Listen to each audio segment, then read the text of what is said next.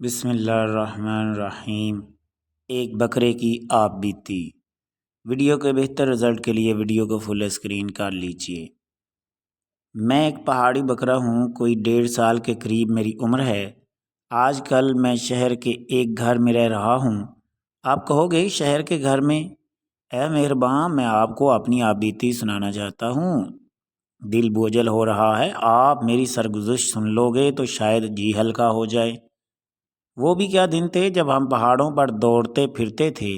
ہم 2 بھائی تھے، جب ہم پیدا ہوئے تو ہمارا مالک بڑا خوش ہوا۔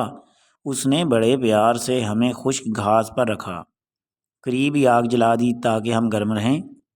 ہماری ماں ہمیں بہت پیار کر رہی تھی، اس نے ہمیں چاٹ چاٹ کر ہر آلائش سے پاک کر دیا۔ ہمارا سفید رنگ ہر کسی کو بھلا لگ رہا تھا۔ تھوڑی دیر بعد ہی ماں نے ہمیں اپنا دودھ پیش کر دیا۔ اس دودھ کو پیتے ہی گویا ہماری آنکھیں کھل گئیں۔ تھوڑی دیر بعد ہی ہم چلنے پھرنے کے قابل ہو گئے۔ اگلی صبح جب میری آنکھ کھلی تو میں نے اپنے ارد گرد بہت سی بکریوں کو پایا۔ وہ سبھی بکریاں ہم سے پیار کر رہی تھیں۔ تھوڑی دیر بعد ہمارا مالک آیا اور سب بکریوں کو باہر لے گیا۔ یہ پہلا دن تھا جب ہم نے اپنی آنکھوں سے دنیا کو دیکھا۔ اونچے اونچے پہاڑ، سرسبز درخت اور ہر طرف پھیلی ہوئی گھاس۔ لیکن ابھی ہم گھاس نہیں کھاتے تھے، ہم اپنی ماں کا دودھ پیتے تھے۔ چند دن ہم ریوڑ کے ساتھ نہیں گئے، پھر بعد میں ہمیں بھی ریوڑ کا حصہ بن گئے۔ ریوڑ کے ساتھ بہت مزہ آتا تھا۔ میں اور میرا بھائی سارا دن کھیلتے رہتے تھے۔ جب بھوک لگتی دوڑ کر ماں کے پاس آتے، مزیدار دودھ پیتے اور پھر کھیلنے چلے جاتے۔ ہم چھلانگیں مارتے، اچھلتے کودتے، درختوں پر چڑھتے، سارا دن یوں ہی خوشی خوشی گزر جاتا۔ ایک دن ہم دونوں بھائی کھیلنے کے بعد دودھ پینے ماں کے پاس آئے تو عجیب بات دیکھی۔ ماں کے تھنوں کے اوپر کپڑا چڑھا ہوا تھا، دودھ پینے کی کوئی سبیل نہ تھی۔ ہم بے قرار ہو گئے۔ ماں نے بتایا کہ اب مالک نے تمہارا دودھ بند کر دیا ہے، تم بڑے ہو گئے ہو، اب گھاس کھایا کرو۔ مگر مجھ سے تو گھاس کھائی نہیں جاتی تھی۔ میں بہت تڑپا، کچھ نہ ہوا۔ جب بھوک زیادہ لگی تو ناچار گھاس کھانے لگ گیا۔ چند دنوں میں گھاس کھانے میں مجھے بہت لذت محسوس ہونے لگی۔ طرح طرح کی بوٹیاں ہم کھاتے، ہر بوٹی کا الگ مزہ ہوتا۔ بیری کے پتوں کا تو کیا کہنا۔ میں نے دیکھا کہ جب جب گھاس کھانے لگے ہمارا جسم موٹا ہوتا چلا گیا۔ ہم دن بھر گھاس چرتے رہتے اور شام کو ندی کا ٹھنڈا پانی پیتے۔ کیا خوشیوں بھرے دن تھے۔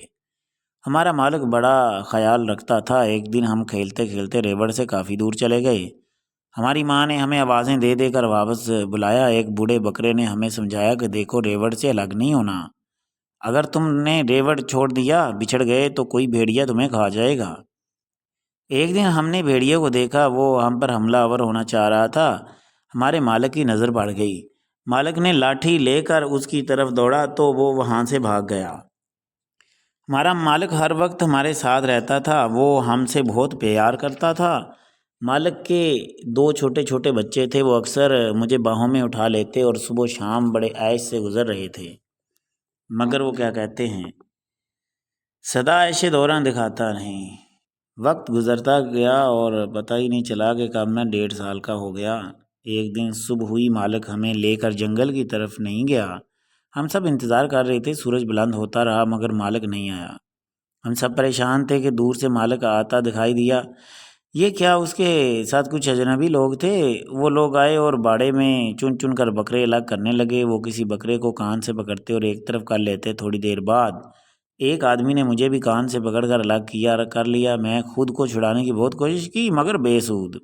تھوڑی دیر بعد وہ آدمی آئے اور ہمیں اٹھا اٹھا کر ایک ٹرک میں ڈالنے لگے۔ یہ منظر بڑا دردناک تھا، ساتھیوں سے بچھڑنے کا دکھ بیان سے باہر تھا، پر ہماری کسی نے نہ سنی۔ وہ گاڑی چلی اور بڑی سڑک پر آ گئی۔ کوئی 3 گھنٹے اور گاڑی چلی اور ایک شہر میں پہنچی۔ گاڑی میں کھڑے کھڑے ہماری ٹانگیں تھک گئی تھیں۔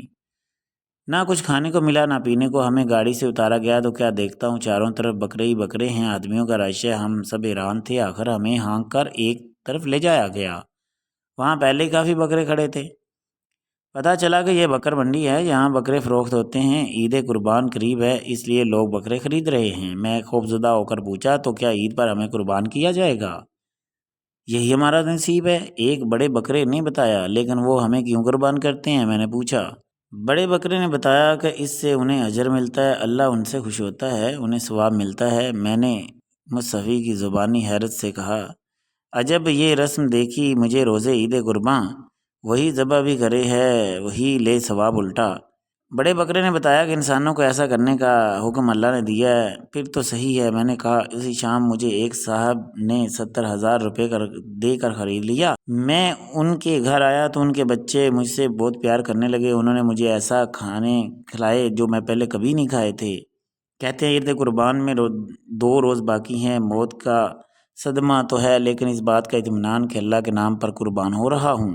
مجھے بھیڑیا بھی کھا سکتا تھا، میں پہاڑ سے گر کر بھی مر سکتا تھا، میں سمجھتا ہوں کہ میں خوش نصیب ہوں جو اللہ پاک کے نام پر قربان ہو رہا ہوں۔